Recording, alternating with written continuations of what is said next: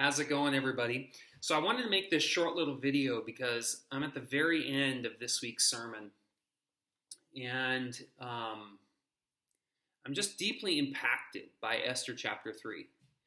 I hope you come this Sunday at 10 a.m., not 4 p.m., to continue to dive into this book with us. The last 2 weeks, I think, have been really important, and this week is impactful for many reasons. But one thing that I came across as I was studying, and I don't have a place to put it in this particular sermon because I think God is kind of going another direction for me. But I feel the need to still communicate it, even though on Sunday in my sermon there isn't a great spot for it.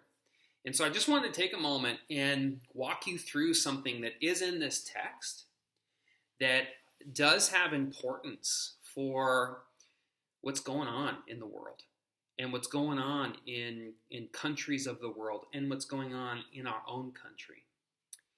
I hope what I want to share here gives you a lens for how to look at America, or even more specifically, even locally here, or more broadly in countries across the world. It was fascinating to me as I discovered this, and I've not read it anywhere else, so take it with a grain of salt. But I do see it in the text, and wondering if you might take a look at it as well. I might call it How Tyranny Grows, or Tyranny Grows When. And what I see in this text is, in particularly in chapter 3, is this almost this formula for how tyranny grows. What is tyranny? Tyranny is unjust and oppressive governmental power. Tyranny is unjust and oppressive governmental power. So how does tyranny grow? How does unjust governmental power grow? And right here in Esther chapter 3, you see it flourishing and growing. And I think it's important to recognize this strategy because I do believe that even in Esther chapter 3, this is a kind of a demonic plot. This is something that Satan, this is a script that Satan writes, and he hands it to countries and leaders and people in power. And so it's important for us, I think, to recognize it and to see it for what it is. How does tyranny grow? How do unjust and oppressive governmental power grow? And you'll notice it in the text in verse 1. Number 1, we elevate unjust, oppressive people.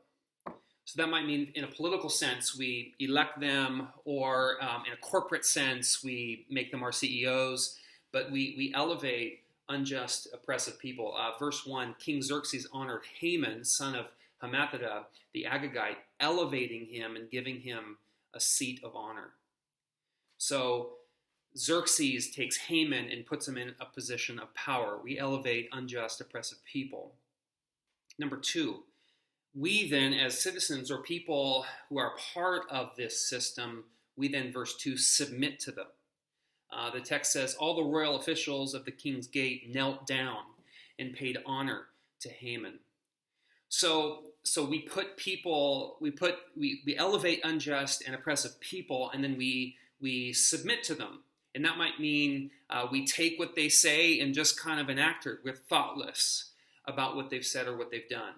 We dismiss their character. We dismiss things about them because there's this desire to kneel down and be in compliance. And so, verse 2, you might say we submit to them. Then step 3 is in verse 3, you'd say we then pressure others to comply. So it's all about compliance. Verse 3, the royal officials at the king's gate asked Mordecai, why do you disobey the king's command? In other words, Mordecai, who's part of the officials in Xerxes' court, is not complying. And so now they're exerting pressure on Mordecai to comply.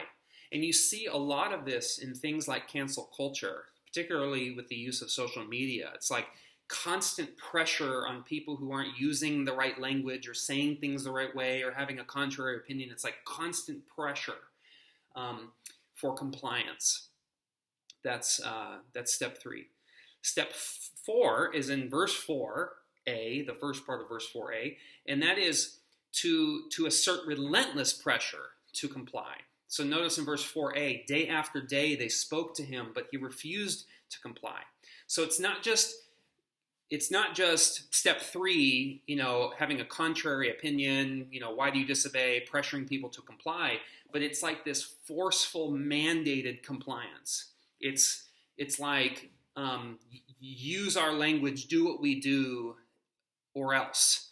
And day after day, they spoke. And I think that you also see this as well in cancel culture, this diminishing of contrary opinions or voice or ideas. The next step, after asserting relentless pressure to comply, this is verse 4b, is to then appeal to higher authorities. Verse 4b, therefore they told Haman about it to see whether Mordecai's behavior would be tolerated. So they're speaking to Mordecai about Mordecai's inability to comply. Then they go up a level, and they go to Haman and see if Haman is going to stand for this. And then Haman will go to Xerxes, and Xerxes won't stand for it either. And so they appeal to higher authorities. And you often see this, especially when there are disagreements about the language people should be using or the opinions people should have. There's often this appeal to a higher authority. You say, well, and there could be many different types of authorities. Some people will do it, well, there's a higher authority in Scripture. There's a higher authority in my government's Constitution. There's a higher authority. So there's this kind of appeal to a higher authority as a means of pressuring compliance. And this is all of which is how tyranny grows. But this is when it really comes to a head. This is when tyranny really takes over, it seems, in step 6, and that's verse 6. And that is to destroy the resistant. Haman looked for a way to destroy all of Mordecai's people. That's what the text says. And so now this is cancel culture taken to the next level, where it's like you're literally, removing people, you're killing people. You see this all across the world right now. The genocide happening in China, the genocide, that happened for the Jews in Nazi Germany. You literally, it gets to the point where the cancel culture is now really about death, and it's really about removing anyone that's resistant to your goals. And to top it all off, you hit the final step, which is verse 9. This is step 7 in verse 9, and that's you reward compliance. So not only do you destroy the resistant, you reward those who do comply. Verse 9, if it pleases the king, let a decree be issued to destroy them. I will give 10,000 talents of silver. So there's an incentive for somebody to continue. And this is particularly dangerous because the goal of tyranny, especially in this text in chapter 3, is verse 12. I mean, it's so clearly stated in verse 12, and that is literally written in the name of King Xerxes. So this is coming from the top, verse 13, to destroy, kill, and annihilate the Jews. So the goal of tyranny in chapter 3 ends at destroy, kill, and annihilate. And this is so dangerous. This is why tyranny, that is unjust, the unjust use of governmental power, oppressive governmental power, is so important that we recognize when we see its signs. Because this is where it goes.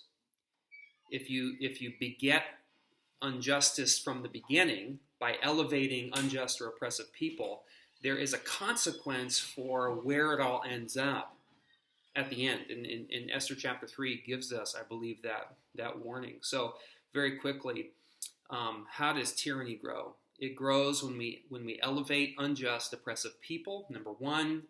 Number two, when we submit to them, when we then pressure others to comply. Step 4, when we assert relentless pressure to comply. This is the cancel culture stuff. Then we appeal to higher authorities. Then we destroy those who are resistant, and then we reward compliance when people do get in line. This is how tyranny grows. It's extremely dangerous and extremely important for us to see it in our politics locally, statewide, nationally, and globally. This is a real warning. Anyway, food for thought.